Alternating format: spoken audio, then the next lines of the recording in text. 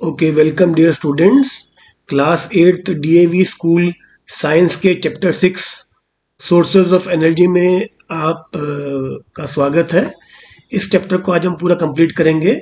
ये चैप्टर मैंने पूरा कंटेंट कवर किया है नोट्स फॉर्म में, और ऑल्सो जो भी इंपॉर्टेंट डायग्राम्स वो सारे कवर किए हैं। अगर आपको ये वीडियो जो है पसंद आता है और समझ में आता है चैप्टर, तो उसको लाइक, कमेंट, शेयर, सब्सक्राइब जरूर कीजिएगा।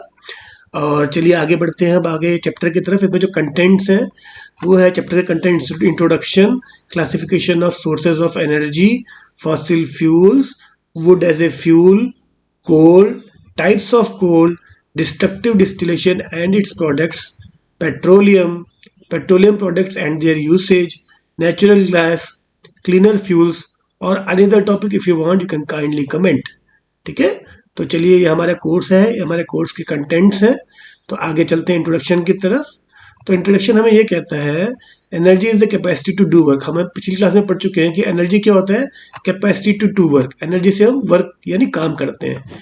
And exist in interconvertible form, energy जो है एक फॉर्म से दूसरे फॉर्म में इंटर कन्वर्ट यानी कन्वर्ट हो जाती है। ठीक है, जैसे कि मैकेनिकल एनर्जी इलेक्ट्रिकल एनर्जी में कन्वर्ट होती है, और थर्मल एनर्जी भी कन्वर्ट होती है हीट एनर्जी में। सॉरी, थर्मल एनर्जी जो है क्या कहते हैं उसको, मैकेनिकल एनर्जी में कन्वर्ट हो सकती है। ठीक है, केमिकल एनर्जी जो है थर्मल एनर्जी फिर मैकेनिकल एनर्जी में कन्वर्ट होती है, इलेक्ट्रिकल एनर्जी, न्यूक्लियर एनर्जी। तो ये सारी डिफरेंट फॉर्म्स ऑफ एनर्जी है, and they are interconvertible. It can not be, energy can not be created not destroyed. Energy जो है it can not neither be created not be destroyed. ये जो law of conservation of energy कहता है कि energy can neither be created, मतलब हम खुद क्रिएट नहीं कर सकते, उसको डिस्ट्रॉय नहीं कर सकते। यानी टोटल एनर्जी जो है पूरे यूनिवर्स की टोटल एनर्जी जो है कांस्टेंट रहती है। ठीक है, we rely on energy for daily task. हम अपने डेली टास्क के लिए एनर्जी पे रिलाई करते हैं, जैसे कि कुकिंग, कुकिंग में हमको एनर्जी चाहिए होती है, हीट एनर्जी, हमारी मैकेनिकल एनर्जी, स्पेस एक्सप्लोरेशन, अगर हमको एस्ट्रोनॉट्स भेजने हैं स्पेस में, उसमें भी एनर्जी चाहिए होती है। And drive it from sources storing it, और ये एनर्जी हम कहाँ से निकालते हैं? We derive it from sources जिसमें एनर्जी स्टोर होती है, उनसे ये एनर्जी हम लेते हैं। ठीक है, in various forms, different forms में। जैसे fuels are material that release heat energy when burned in air, यानी फ्यूल्स वो मटेरियल है जो कि energy in the form of heat release करते हैं जब उनको एयर में जलाया जाए। जब हीट करते हैं फ्यूल्स को एयर में, तो वो हीट एनर्जी रिलीज करते हैं। जब बर्न करते हैं फ्यूल्स को एयर में, तो वो हीट एनर्जी रिलीज करते हैं। ठीक है, तो हमारा इंट्रोडक्शन खत्म हुआ। अब आगे चलते हैं। This is classification of sources of energy, यानी हम कैसे क्लासिफाई कर सकते हैं एनर्जी के सोर्सेज को।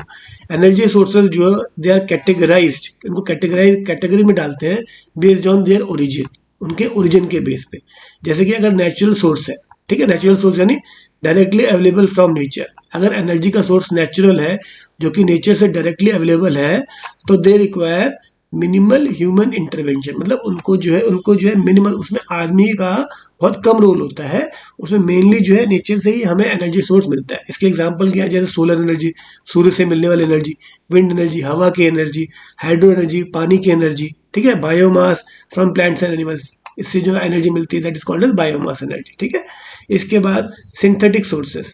सिंथेटिक सोर्सेस मतलब they involve human made material, मतलब ये इसमें जो सिंथेटिक मतलब जो आदमी ने बनाया, ह्यूमन मेड मटेरियल को इन्वॉल्व करते हैं, या तो ह्यूमन मेड प्रोसेसेस को, मटेरियल या प्रोसेस को इन्वॉल्व करते हैं। किसके लिए? एनर्जी के जनरेशन के लिए। ठीक है, तो इसके एग्जाम्पल क्या है?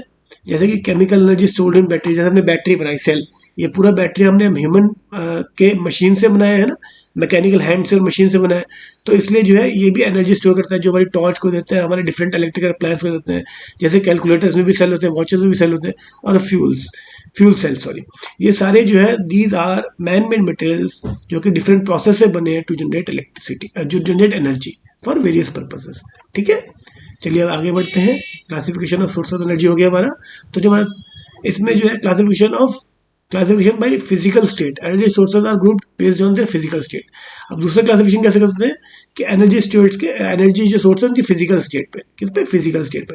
जैसे सॉलिड फ्यूल्स होते हैं, फिर लिक्विड फ्यूल्स होते हैं, और गैसियस फ्यूल होते हैं। ठीक है, तो पहला हमारा क्या था? पहले क्लासिफिकेशन क्या था? Based on the occurrence, classification based on occurrence, कि वो कैसे अकर करते हैं।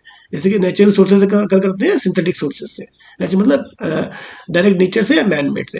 और सेकंड क्लासिफिकेशन कैसे था कि वो उनकी स्टेट क्या है, सोर्स ऑफ एनर्जी, उनके सोर्सेस एनर्जी के सोर्सेस की स्टेट क्या है। जैसे कि अगर सॉलिड स्टेट है इनकी एनर्जी के सोर्स की या फ्यूल की, तो फायरवुड जो वुड होती है, चारकोल होता है और कोल, ये सारे सॉलिड स्टेट के हैं।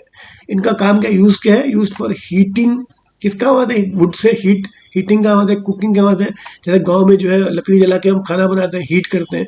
और डेफिनेटली मेनी इंडस्ट्रियल पर्पज से भी, जैसे वुडन के कई बॉयलर होते हैं बगास के, है ना। चारकोल, चारकोल और कोल भी हमारे जो है, कोल भी जलाने के काम आता है, कोयला, ठीक है। अब लिक्विड फ्यूल्स, लिक्विड फ्यूल्स कौन से होते हैं, जैसे कि केरोसिन, पेट्रोल, गैसोलीन, डीजल, ये सारे लिक्विड फ्यूल, पेट्रोल गैसोलीन भी कहते हैं, ठीक है। तो केरोसिन, पेट्रोल और डीजल, ये सारे लिक्विड फ्यूल्स है। तो ये बेसिकली लिक्विड फ्यूल कहाँ पे यूज होते हैं, व्हीकल्स में, आपको गाड़ी में टंकी में पेट्रोल भरवाते हैं, ठीक है, चाहे डीजल हो चाहे पेट्रोल हो, है ना। फिर जनरेटर्स में भी पेट्रोल से चलते हैं या डीजल से चलते हैं। और कई हाउस होल्ड अप्लायंस में भी हमको इनको यूज कर सकते हैं, जो आपके लिक्विड फ्यूल्स है, लिक्विड स्टेट ऑफ फ्यूल्स। और गैसियस स्टेट ऑफ फ्यूल क्या होता है, जैसे कि आजकल तो दिल्ली एनसीआर में ज़्यादातर शहरों में जो है, सब में लिक्विफाइड पेट्रोलियम गैस आ गई है ना, एलपीजी, है ना। और कंप्रेस नेचुरल गैस आ गई है ना। तो ये जो है बेसिकली ये गैसियस फ्यूल्स हैं, and they are widely use for cooking and transportation, ठीक है। Compress natural gas mainly for transportation, liquid petroleum gas for cooking, है ना। तो ये सब चीज based on classification of state of fuels, हम इसको ऐसे भी कर सकते हैं, ठीक है। अब अगली साइड में चलते हैं। Third is classification based on availability. तो जो अवेलेबिलिटी है फ्यूल्स का, उस बेस में भी हम इसको क्लासिफाई कर सकते हैं। थर्ड पॉइंट है अवेलेबिलिटी ऑफ फ्यूल्स, ठीक है। Sources are divided based on their renewability and life span, ठीक है।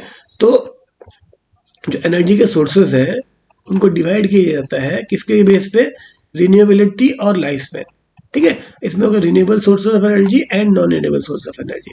तो रिन्यूएबल और लाइफ स्पैन के हिसाब से कैसे, मतलब ये अवेलेबिलिटी पे डिपेंड करता है, availability, renewability and non renewability, ठीक है। तो अवेलेबिलिटी मतलब दीज रिप्लेनिश नेचुरली, मतलब ये अपने आप जो है वापस इसका जो टोटल कंटेंट है वो पूरा हो जाता है, ठीक है, ओवर शॉर्ट टाइम स्केल, बहुत ही छोटे समय में ही। एंड आर इन्वेस्टेड, मतलब कभी खत्म नहीं होते, क्योंकि वो थोड़े समय में ही अपने आप को वापस पूरा कर लेते हैं, तो खत्म कैसे होंगे। तो दे आर इनएग्जॉस्टिबल, और छोटे थोड़े समय में, थोड़े समय में, ठीक है। अब इसमें एग्जांपल्स क्या है, जो renewable source of energy, wind, हवा, सोलर, है ना, सूर्य की रोशनी, बायोमास और हाइड्रो पावर, ये सारे रिन्यूएबल सोर्स ऑफ एनर्जी है। इनके बेनिफिट्स क्या है, ये सस्टेनेबल है, मतलब लगातार रहेंगे।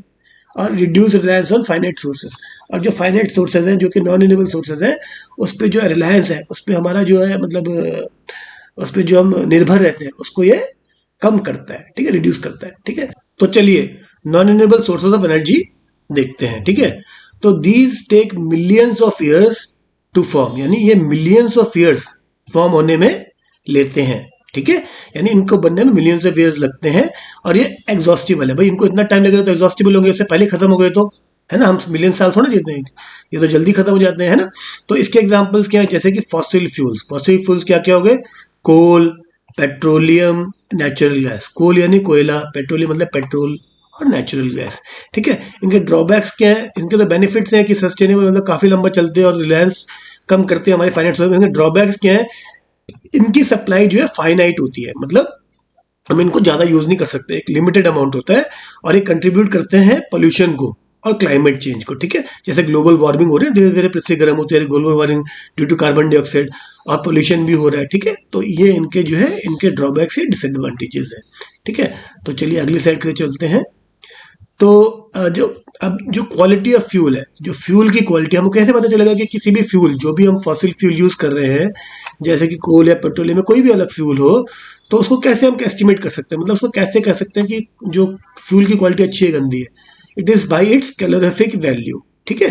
Fuels, quality of fuel can be estimated by its calorific value. उसकी कैलोरीफिक वैल्यू को देख के हम कह सकते हैं कि वो फ्यूल अच्छा है या इतना अच्छा नहीं है, ठीक है। Calorific value of fuel, calorific value क्या होती है फ्यूल की, is the amount of heat obtained from it, यानी कि कितनी उस फ्यूल को जलाने में हमें हीट मिलती है, that is equal to calorific value when a unit mass, जब उसका unit mass of fuel is completely burn, जब यूनिट मास ऑफ फ्यूल को हम कंप्लीटली बर्न कर देंगे, ठीक है, अंडर आइडियल कंडीशंस में, और जब वो अमाउंट ऑफ हीट रिड्यूस करेगा एक यूनिट मास को बर्न करने से आइडियल कंडीशन पर, तो उसको जो है calorific value of that fuel, मतलब जो भी फ्यूल हम बन रहे हैं उसको कैलोरीफिक वैल्यू ऑफ फ्यूल कहते हैं, ठीक है। जैसे कि कैलोरीफिक वैल्यू ऑफ कोयला जो है, कोल है 30,000 किलो जूल, जो है एनर्जी की यूनिट है किलो जूल पर केजी, मतलब 1 केजी अगर कोयला जलाएंगे तो 30,000 किलो जूल वो एनर्जी रिलीज करेगा, ठीक है।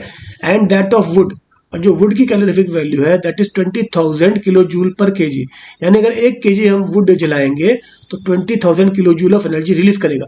अब इसमें क्या चलता है, कौन सा फ्यूल ज्यादा बढ़िया है, कोल ज्यादा बढ़िया कि वुड? अब 1 किलो लकड़ी जलाने में हमको 20,000 किलो जूल मिलते हैं एनर्जी के, और 1 किलो कोयला जलाने में 30,000 किलो जूल मिलते हैं एनर्जी के, तो डेफिनेटली कोल ही ज्यादा बेटर होगा, क्योंकि दोनों 1 किलो है, 1 किलो में हमको कोल में ज्यादा एनर्जी मिल रही है। तो इस तरीके से हम पता लगा सकते हैं कि क्वालिटी ऑफ फ्यूल किसकी बढ़िया है। भाई जो ज्यादा एनर्जी देगा सेम अमाउंट में वो ज्यादा बढ़िया होगा, ठीक है। तो ये हमारा जो है ये भी टॉपिक कंप्लीट हो गया, ठीक है। अब चलते हैं अगला, फॉसिल फ्यूल्स। भाई फॉसिल फ्यूल्स क्या है, ठीक है। तो फॉसिल फ्यूल्स जो है, presently most of our energy needs are met through non renewable sources of energy, mainly fossil fuels. जो आजकल हमारी जो एनर्जी की नीड्स है, ये सारी एनर्जी की नीड्स जो हम मीट कर रहे हैं, मतलब हम इसको पूरा कर पा रहे हैं non renewable source of energy. Non renewable हमने पढ़ा था जो कि they can not be replenished over a short period of time, ठीक है। इनको बनने में काफी ज्यादा टाइम लगता है, जैसे कि फॉसिल फ्यूल्स, जैसे कि पेट्रोलियम, कोल और नेचुरल गैस। तो मोस्टली हम अभी जो अपनी जितने भी नीड्स है एनर्जी की, वो इन्हीं के थ्रू पूरा कर रहे हैं, ठीक है। Fossil fuels are so called because, fossil fuels को इसलिए फॉसिल फ्यूल्स कहते हैं because they were formed over a period of million years, मतलब वे बने थे हजारों मिलियंस ईयर्स में, ठीक है। बाय द एक्शन, कैसे बने थे, by the action of heat.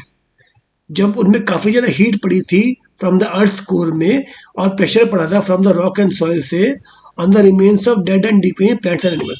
जब ये डेड और डिकेइंग प्लांट्स एंड एनिमल्स जो है मर जाते हैं, तो ये धरती के ऊपर पड़े होते हैं, तो फिर इसका ये धीरे धीरे जो है इन पे प्रेशर पड़ता है अर्थ के कोर का, हीट का, और रॉक, अर्थ के कोर की हीट पड़ती है और रॉक का प्रेशर पड़ता है, धीरे धीरे दब जाता है मिट्टी के नीचे। फिर इसका दबने से जो है प्रेशर पड़ता है रॉक और सॉइल का, और फिर इसका जो अंदर की हीट होती है अर्थ की वो भी पड़ती है।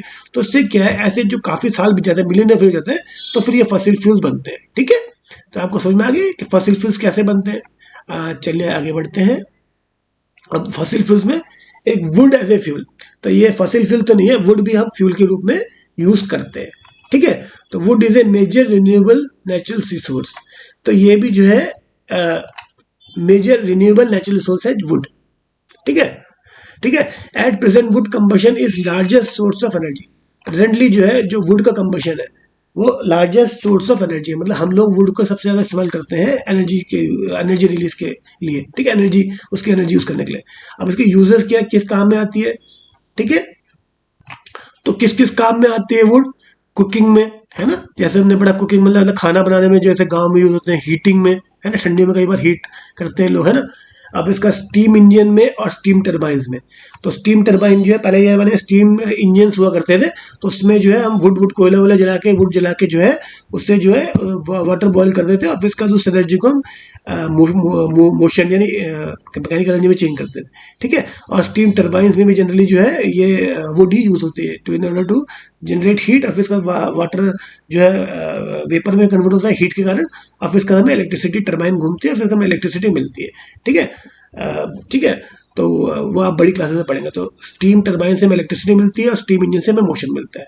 तो इसके लिए भी जो है वुड यूज होती है एज ए फ्यूल, और कुकिंग और हीटिंग में भी वुड यूज होती है, ठीक है।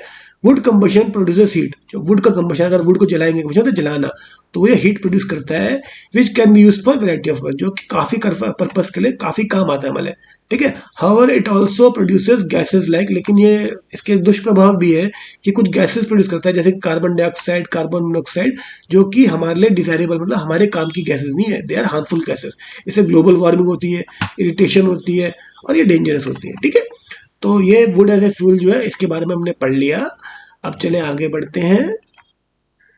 कोल, अब कोल हमने कैसे पढ़ा था, कोल भी एक फॉसिल फ्यूल है, कोल पेट्रोलियम नेचुरल गैस है ना, गैसेस, ये नेचुरल फ्यूल है।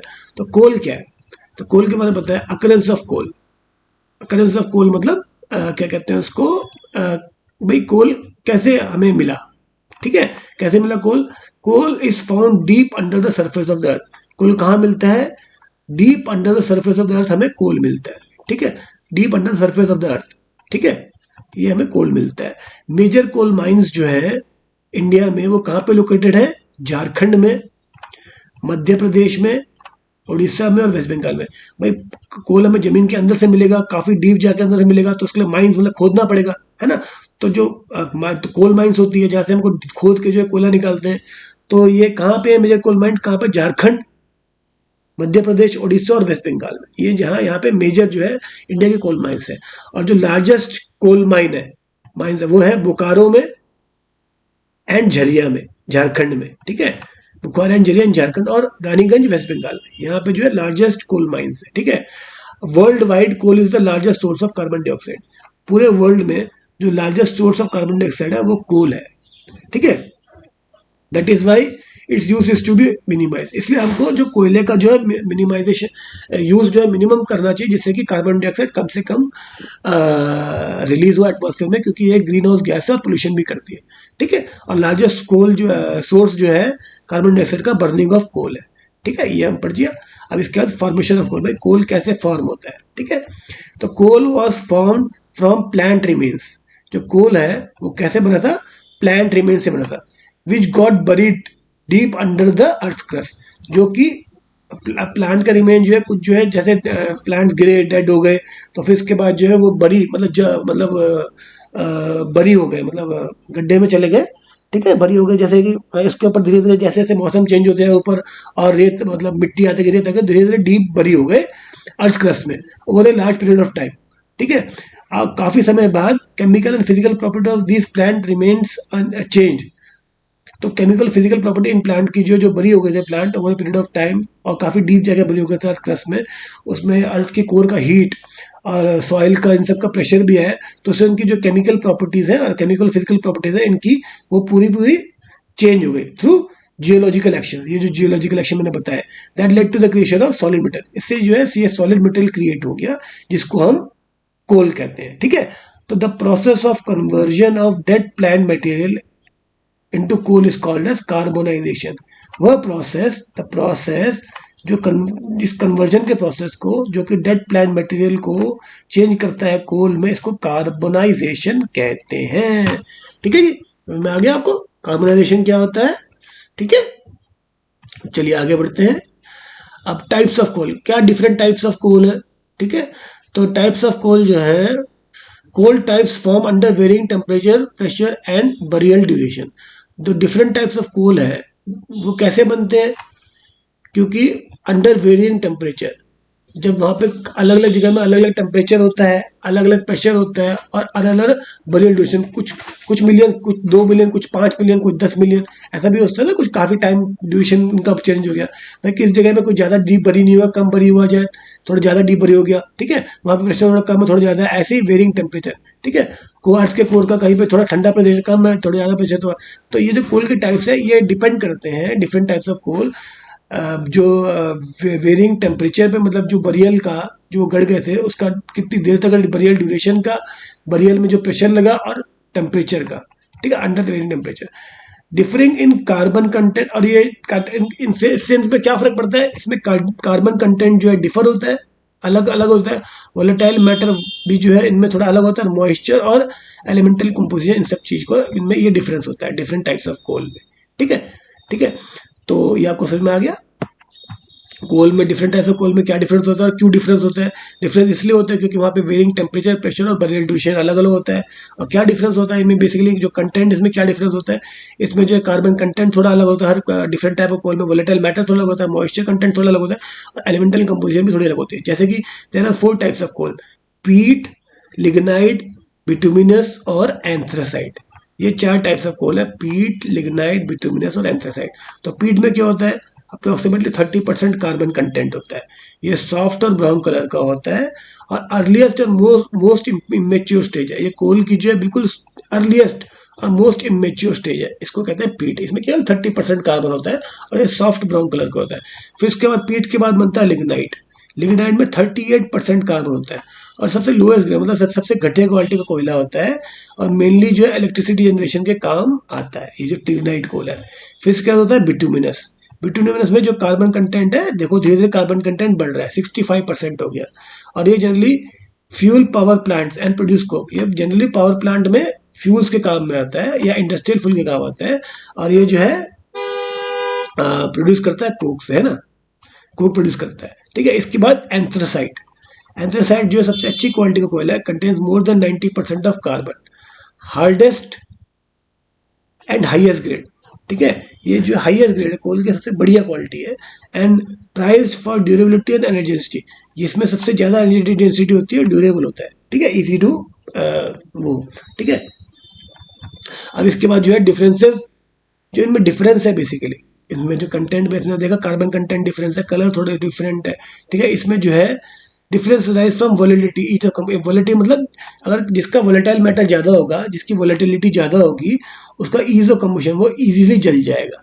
मॉइस्चर जिसका ज्यादा होगा, अभी पानी से क्या जलता है आसान से, मॉइस्चर निकालना पड़ता है ना, तो उतना वो मुश्किल से जलेगा। मॉइस्चर कंटेंट कम होना चाहिए, अच्छी क्वालिटी को लेगा, क्वालिटी मेल्टेड ज्यादा होना चाहिए।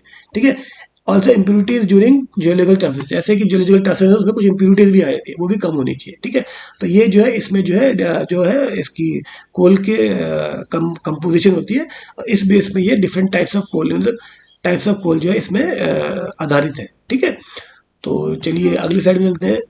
अगली साइड है destructive distillation and its products. जो डिस्ट्रक्टिव डिस्टिलेशन क्या होता है और उसके प्रोडक्ट्स क्या क्या होते हैं। ठीक है, तो जो डिस्ट्रक्टिव डिस्टिलेशन है, डिस्ट्रक्टिव डिस्टिलेशन मतलब strong heating of coal in absence of air. Destructive distillation मतलब क्या होता है, destructive distillation is strong heating of coal in absence of air. अगर आप कोयले को हीट करेंगे स्ट्रांगली एयर के एब्सेंस में, तो जो है डिस्ट्रक्टिव डिस्टिलेशन होगा। ठीक है, प्रोड्यूसिंग कोक, इससे क्या प्रोड्यूस होगा, कोक प्रोड्यूस होगा, कोल टार प्रोड्यूस होगा, एंड कोल गैस। तो वेरियस प्रोडक्ट्स जो है प्रोड्यूस होते हैं स्ट्रांगली हीट करेंगे अगर कोयले को हवा के एब्सेंस में, इन एब्सेंस ऑफ एयर, तो इससे क्या प्रोड्यूस होता है, कोक प्रोड्यूस होता है, कोल तार प्रोड्यूस होता है, और कोल गैस प्रोड्यूस होती है। That is called destructive distillation of कोल।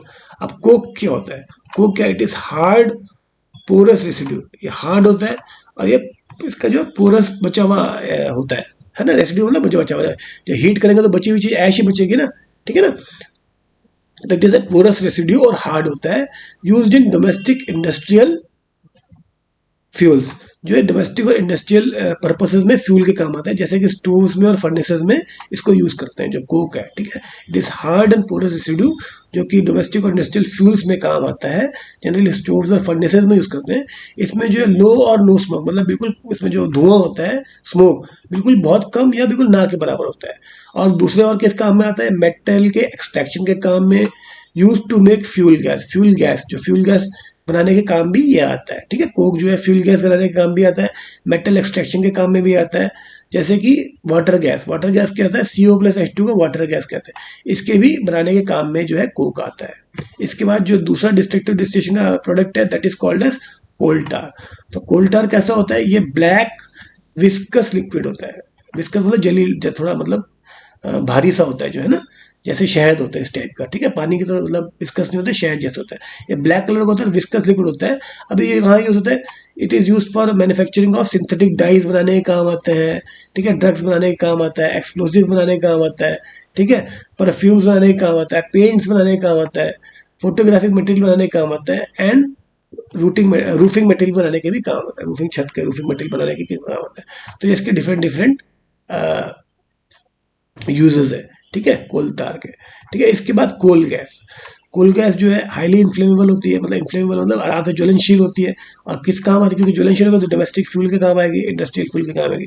और जनरली जो है ये कोल गैस जो है वहीं यूज होती है जहाँ पे कोल प्रोसेसिंग यूनिट्स हो। ठीक है, वहीं पे जनरली उसके पास ही ये यूज होती है कोल गैस, कोल प्रोसेसिंग के पास ही कोल गैस यूज होती है।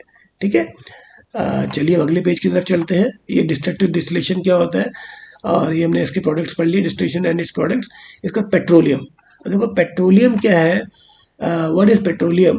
तो petroleum is a fossil fuel known as crude oil. Petroleum जो है उसको क्रूड ऑयल भी कहते हैं उसके रॉ फॉर्म में। ठीक है, ये एक dark viscous foul smelling liquid है, found in earth rock formation.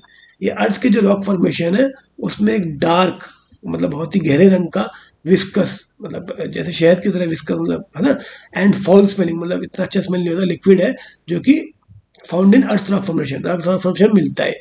इसका जो डिराइव फ्रॉम लैटिन, लैटिन में इसका नाम कैसे निकला पेट्रोलियम का, इसको क्रूड ऑयल भी कहते हैं, ठीक है, इसके रॉ फॉर्म में। लैटिन में पेट्रा मतलब होता है रॉक और ओलियम मतलब ऑयल, तो इसलिए इसको दिया जाता है रॉक ऑयल। पेट्रा मतलब रॉक और ओलियम मतलब ऑयल, तो रॉक ऑयल के नाम से भी ये जाना जाता है। अब अकरेंस ऑफ पेट्रोलियम, पेट्रोलियम कहाँ पे अकर करता है, ठीक है। Petroleum occurs at moderate depth, moderate मतलब बिल्कुल बहुत ज्यादा गहराई पे नहीं, बीच की गहराई, ना कम ना ज्यादा, मॉडरेट डेप्थ में, जनरली 500 से 2000 मीटर की डेप्थ में ये मिलता है। और ये ट्रैप्ड होता है बिटवीन इम्परवियस रॉक लेयर्स, जो इम्परवियस रॉक लेयर्स है उनके बीच में ये पेट्रोलियम ट्रैप हो जाएगा। ये रॉक लेयर इम्परवियस, ये इम्परवियस रॉक लेयर है, इसके बीच में पेट्रोलियम, ये है पेट्रोलियम, ठीक है, ये पेट्रोलियम ट्रैप्ड होता है।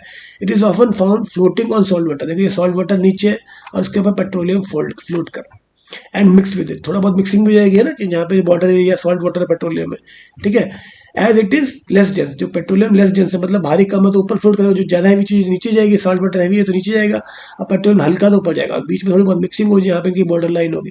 तो जनरली जो है ये जो है between layers of imperious lock होता है, और ये जो है सॉल्ट वाटर में जनरली उसके ऊपर की तरफ होता है क्योंकि ये हल्का होता है, ठीक है, लेस डेंस होता है। And is accompanied by natural gas, और इसके ऊपर जो है अकम्पनीड बाय नेचुरल, नहीं है नेचुरल गैस होती है, विच अकमुलेट्स अबव द ऑयल लेयर, जो कि ऑयल से भी हल्की होती है, तो ऑयल लेयर के अबव जो अकमुलेट हो जाती है।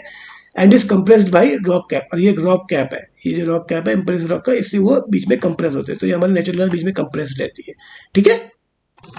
तो चलिए अब आगे बढ़ते हैं, पेट्रोलियम का हो गया हमारा कंप्लीट। इसके बाद है अभी थोड़ा बचा है रिफाइनिंग ऑफ पेट्रोलियम। तो रिफाइनिंग ऑफ पेट्रोलियम में क्या होता है कि petroleum is a mixture of various materials, petroleum जो है अलग अलग मटेरियल्स का मिक्सचर है, ठीक है। Petroleum is a mixture of various material which are separated from one another and are use for different purpose, जो कि हम जो पेट्रोलियम में कई चीज का मिश्रण है तो उसको हम पेट्रोलियम से अलग करते हैं, अलग अलग प्रोडक्ट को जो उसमें अलग करते हैं, और वो डिफरेंट पर्पजेस के लिए वो सारे प्रोडक्ट यूज होते हैं। तो ये जो प्रोसेस है separating different components of petroleum, petroleum के डिफरेंट कंपोनेंट्स को सेपरेट करने के प्रोसेस को, उसको क्या कहते हैं, रिफाइनिंग ऑफ पेट्रोलियम, ठीक है। पेट्रोलियम की रिफाइनिंग करते हैं, यानी कि उसके अंदर जो जितने भी अलग अलग प्रोडक्ट्स हैं उसको हम एक प्रोसेस के थ्रू अलग करते हैं, जिसको कहते हैं रिफाइनिंग ऑफ पेट्रोलियम। और फिर वो डिफरेंट यूजेबल फॉर्म्स में, वो जो सारे प्रोडक्ट्स हैं उनके अलग अलग यूजेबल फॉर्म्स हैं जिनमें हम उनको यूज करते हैं, ठीक है। तो ये समझ में आ गया आपको। चलिए आगे बढ़ते हैं हम। ये सैंपल, ये सैंपल ऑफ क्रूड ऑयल है, ये देखो क्रूड ऑयल कैसे दिखता है, क्रूड ऑयल है ना, पेट्रोल का रॉ फॉर्म, ठीक है। ये हमने देख लिया इसी जो डायग्राम में जो पेट्रोलियम के जो वो है, ठीक है, कैसे बनता है, कहाँ बनता है ना। अब अगली स्लाइड में चलते हैं, that is petroleum products and there uses, जो भी पेट्रोलियम के प्रोडक्ट्स हैं वो क्या क्या है और उनके यूजेस क्या क्या है, ठीक है। Petroleum is also called as liquid gold, इसको लिक्विड गोल्ड भी कहते हैं, ठीक है। क्यों कहते हैं, क्योंकि इसका ग्रेट कमर्शियल इंपॉर्टेंस है, मतलब ये एक बहुत ही ज़्यादा कमर्शियली इंपॉर्टेंट लिक्विड है, इसलिए इसको लिक्विड गोल्ड भी कहते हैं। List of main products and main uses of each of them, इनके जो है जो मेन प्रोडक्ट्स हैं पेट्रोलियम को जो अलग अलग करके निकालते हैं, that is called as refining, refining of petrol, उसके जो मेन प्रोडक्ट्स हैं और उसके क्या क्या यूजेस हैं, ठीक है। इसमें लिस्ट नीचे दी गई है, ठीक है, ये नीचे जो है सारे इसमें हम पढ़ेंगे अभी, ठीक है। जो वर्ल्ड की फर्स्ट रिफाइनरी, पेट्रोल की रिफाइनरी जो है जहाँ से हम पेट्रोल एक्सट्रैक्ट करते हैं, वॉज ओपन एट प्लोइस्टी, ये प्लोइस्टी में सबसे वर्ल्ड की फर्स्ट रिफाइनरी ओपन हुई थी रोमानिया में, ठीक है। ये this is for just for general knowledge. तो इसमें जो है सबसे पहले रेसिडुअल ऑयल, जो पेट्रोलियम का एक पार्ट है जो हमने अलग किया, है ना, उसके उससे पेट्रोलियम के अलग अलग पार्ट्स अलग किए रिफाइनिंग ऑफ पेट्रोलियम के प्रोसेस के थ्रू। तो उसमें जो हमें जो पहला पार्ट मिला that is equal to residual oil. तो रेसिडुअल ऑयल क्या है, इसको हम फर्दर सेपरेट करते हैं एसफेल्ट में और पैराफिन वैक्स में। तो एसफेल्ट क्या होता है, it is black and sticky solid, ये ब्लैक और स्टिकी मतलब चिपकने वाला चिपचिपा सॉलिड है, use for making roads. Generally किस काम आता है, जो एसफेल्ट है ये रोड्स बनाने का होता है, जो कि ब्लैक कलर का थोड़ा चिपकने वाला होता है। And coating of under side of electric poles, और इलेक्ट्रिक पोल्स के अंडर साइड में उसको कोट मतलब उसमें पेंट लगाने का होता है, जिससे कि उसमें रस्ट जो है यानी जंक ना लगे, ठीक है। तो रोड बनाने का काम होता है, और under side of electric poles उसको पेंट करने का होता है जिससे कि रस्ट उसमें ना लगे, जो एसफेल्ट है। इसके बाद पैराफिन वैक्स, पैराफिन वैक्स का मतलब ये वाइट सेमी सॉलिड है। सेमी सॉलिड मतलब बिल्कुल सॉलिड नहीं, वैसी जेल टाइप जो होती है, और वाइट कलर की है। ऑफन यूज एज ग्रीस, सो ग्रीस ग्रीस की तरह भी यूज करते हैं। यूज फॉर मेकिंग, किस काम आती है? वैसलिन, जो जैसे जो आदमी औरत लोग लगाते हैं वैसलिन सर्दियों में, डिफरेंट ऑइंटमेंट्स और कैंडल्स बनाने का काम आती है, ठीक है, पैराफिन वैक्स, इनकी ये काम है। इसके बाद जो है लुब्रिकेटिंग ऑयल। लुब्रिकेटिंग ऑयल क्या होता है? ये एक विस्कस ऑयल होता है जो कि मशीन में लुब्रिकेशन के काम करता है, यूज फॉर लुब्रिकेटिंग मशीन। इसके बाद फ्यूल है। फ्यूल ऑयल जो है जनरली दिए, फ्यूल ऑयल जो है बॉयलर्स में यूज होता है, ठीक है। जैसे ऑटोमोबाइल्स में पेट्रोल या गैसोलीन यूज होता है, वैसे बॉयलर में फ्यूल ऑयल यूज होता है। इसका तो क्या, डीजल। अब डीजल क्या है? Diesel is use to run generators, मतलब जनरेटर को चलाने का काम आता है हैवी व्हीकल, जैसे कि बसेस, ट्रक्स में, आजकल बड़ी बड़ी गाड़ियों में भी जो है डीजल की गाड़ियां आ गई हैं, ठीक है। और केरोसिन, जो केरोसिन है, it has been used as domestic fuel, ये जो है डोमेस्टिक फ्यूल की तरह यूज हो रहा है। एज वेल एज इन लैल्टेन्स, लैल्टेन जो है, लैंटेन जो है, जो गांव में जो है रोशनी नहीं होती तो घर में वो लैंटेन लगाते हैं, उसमें भी जनरली मिट्टी का तेल या केरोसिन यूज करते हैं। और डोमेस्टिक फ्यूल में भी ये बहुत ज़्यादा यूज किया जाता है गाँवों में, ठीक है। इसके बाद अगली साइड में चलते हैं, गैसोलीन और पेट्रोल। अभी अब गैसोलीन और पेट्रोल तो पता ही है। गैसोलीन और पेट्रोल जो है मेनली कहाँ पे यूज होता है? कार्स में यूज होता है, स्कूल्स में, मोटरसाइकिल में, है ना। It is also use for dry cleaning of cloth. Dry cleaning of cloth में भी जो है कई बार हम उसमें पेट्रोल यूज करते हैं। Highly refined petrol, aviation fuel, is use as a fuel in aeroplane. जो बिल्कुल हाईली रिफाइंड फ्यूल कहते हैं, ठीक है, जो एविएशन फ्यूल होता है, हाईली रिफाइंड फ्यूल या पेट्रोल, वो जो है एरोप्लेन में फ्यूल की तरह भी काम करता है, ठीक है। इसके बाद आते हैं पेट्रोलियम गैस की तरफ। जो पेट्रोलियम गैस है, it is a liquefied under pressure and is then known as liquid petrol gas. जो पेट्रोलियम गैस है उसको अगर हम लिक्विफाई कर देंगे तो बन जाएगा लिक्विफाइड पेट्रोलियम गैस, ठीक है। अब ये कैसे करके? अंडर प्रेशर हमने इसको लिक्विफाई कर दिया तो वो जो लिक्विड पेट्रोलियम गैस बन जाएगी। LPG is use as domestic fuel, ये जो है जनरली डोमेस्टिक फ्यूल में यूज होती है एलपीजी जो है, ठीक है। अब चलिए आगे बढ़ते हैं, नेचुरल गैस। अब नेचुरल गैस क्या चीज है?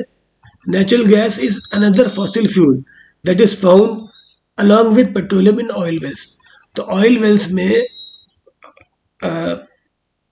पेट्रोलियम के साथ एक और फ्यूल मिलता है जिसको कहते हैं नेचुरल गैस, ठीक है। It is found along with petroleum in oil wells में।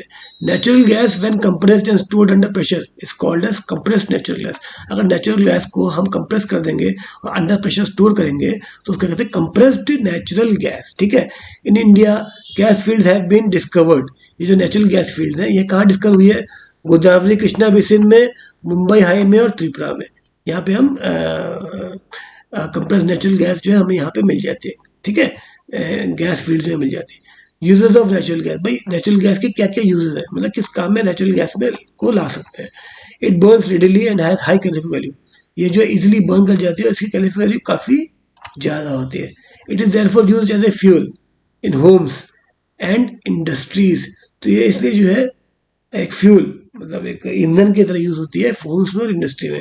It is also use as a better and greener automobile fuel, इसको एक बेटर और ग्रीनर ऑटोमोबाइल फ्यूल कहते हैं, ठीक है।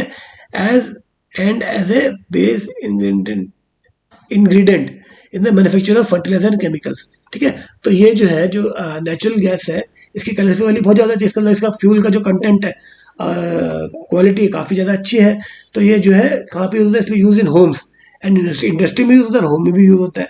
और also use as a better and greener automobile, तो क्योंकि इसमें जो है पोल्यूशन कम होता है, ठीक है, रेसिड्यू कम होता है पोल्यूशन का, है ना, और हार्मफुल गैसेस कम निकलते हैं, तो इट इज इसलिए इसको कहते हैं बेटर और ग्रीनर ऑटोमोबाइल का इसका जो है रेजोल्यूशन है।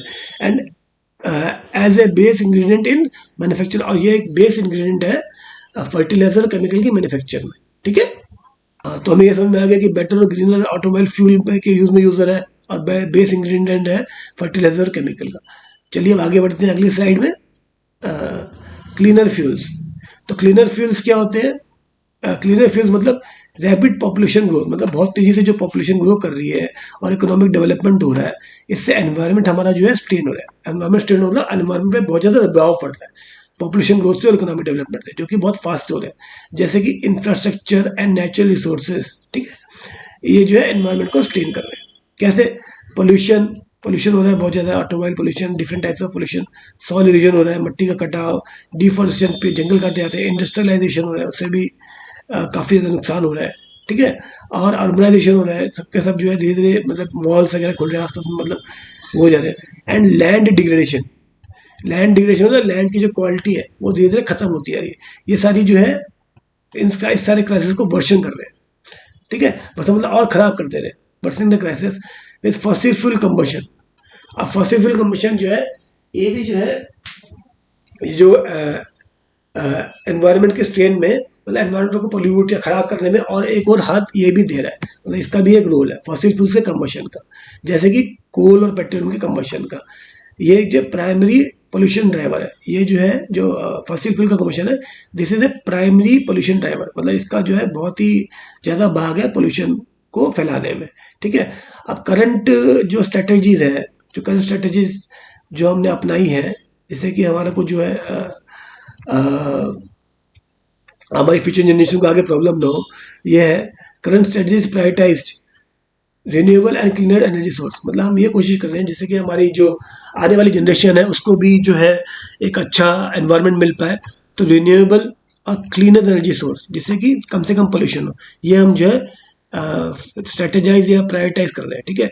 जैसे कि क्या होंगे, ये सोलर हो गया, विंड हो गया, हाइड्रो पावर हो गया, टाइडल हो गया और जियोथर्मल, ये सारे क्लीनर और रिन्यूएबल एनर्जी सोर्सेज है to address and to reduce environment strain, जैसे कि एनवायरमेंट में कम से कम जोर पड़े, इसलिए हमको क्लीनर और रिन्यूएबल एनर्जी सोर्स में इस्तेमाल करने पे भारी से भारी सोचना पड़ेगा इसके बारे में, ठीक है। इंडियाज अबंडेंट, इंडिया के पास अबंडेंट मतलब बहुत ज़्यादा सनलाइट है, वाटर है और बायोमास है। तो ये जो शिफ्ट है कि हमें रिन्यूएबल क्लीन एनर्जी सोर्स की, और ये भी सारी cleaner renewable clean energy source है, तो इंडिया को ये सपोर्ट करते हैं क्योंकि इंडिया के पास ये काफ़ी बहुत आयत मतलब एमिडेंट मतलब बहुत आयत में ये सब चीज़ें, ठीक है। इसके बाद क्लीनर फ्यूल्स, क्लीनर फ्यूल्स कौन कौन से हो गए, एलपीजी, सीएनजी एंड बायोमास। ये क्लीनर फ्यूल को क्लीनर फ्यूल क्यों कहते हैं, क्यों क्लीन होते हैं, क्योंकि they emit less amount of carbon dioxide, carbon dioxide काफ़ी कम रिलीज करते हैं। विद बायोमास क्रॉप्स, और जो बायोमास के जो क्रॉप्स है, ठीक है, हम यूज करते हैं उसको, तो उसको उगानी भी पड़ेगी, तो वो जो है अब्जॉर्व करती है significant amount of carbon dioxide through photosynthesis. जब उनको लगाते हैं तो वो फोटोसिंथेसिस के थ्रू काफी ज्यादा अमाउंट ऑफ कार्बन डाइऑक्साइड अंदर एब्जॉर्व कर लेते हैं, ठीक है। Natural gas producing fewer pollutants and virtually has no ash. जो नेचुरल गैस है, ठीक है, एज ए फ्यूल जब उसको यूज करते हैं डिफरेंट पर्पसेस के लिए, घर में जो है क्या कहते हैं उसको, या बाहर कहीं पे यूज करते हैं, ठीक है, तो ये फ्यूअर पोल्यूटेंट्स जो है, इससे फ्यूअर पोल्यूशन होता है, पोल्यूटेंट्स रिलीज करती है। और इसमें ऐश यानी राख जो है वर्चुअली बिल्कुल खत्म ना के बराबर होती है compare to coal and petrol. अगर हम कोल एंड पेट्रोल से कंपेयर किया तो इससे क्या है, इसके एडवांटेजेस क्या है, कि क्या transitioning to these alternatives will mitigate global warming. अगर हम जो है इसकी तरफ क्लीनर रिन्यूएबल और क्लीनर एनर्जी को जाएंगे, इससे ग्लोबल वार्मिंग जो है मिटिगेट मतलब रुक पाएगी और कम हो पाएगी। तो ये हमारे इकोसिस्टम्स जो है सारे प्रोटेक्ट हो पाएंगे, और हमारे जो फॉसिल फ्यूल के जो प्रिजर्व्स है, रिजर्व्स है, ठीक है, वो फ्यूचर जनरेशन भी उसको यूज कर पाएंगी। वरना बहुत ही जल्दी जो है फॉसिल फ्यूल के रिसोर्स खत्म हो जाएंगे, ठीक है, और हमें फिर मिलियंस ऑफ ईयर्स के बनने में लगेगा, तब तक हम खाली बैठे रहेंगे, ठीक है। तो ये जो है क्लीनर फ्यूल्स पे हमारा जो है टॉपिक खत्म हो गया। अब इसी तरह हमारा ये चैप्टर खत्म होता है। अगर आपको चैप्टर पूरा समझ में आया, आपको कॉन्सेप्ट पूरे समझ में आएगा इन शॉर्ट, तो उसको लाइक, कमेंट, शेयर और सब्सक्राइब जरूर कीजिएगा, जिससे कि और भी इसको पढ़ पाए। और अगर आपको कोई भी क्वेश्चन पूछने हैं तो कमेंट बॉक्स में लिखिएगा। तो thanks a lot, bye, thank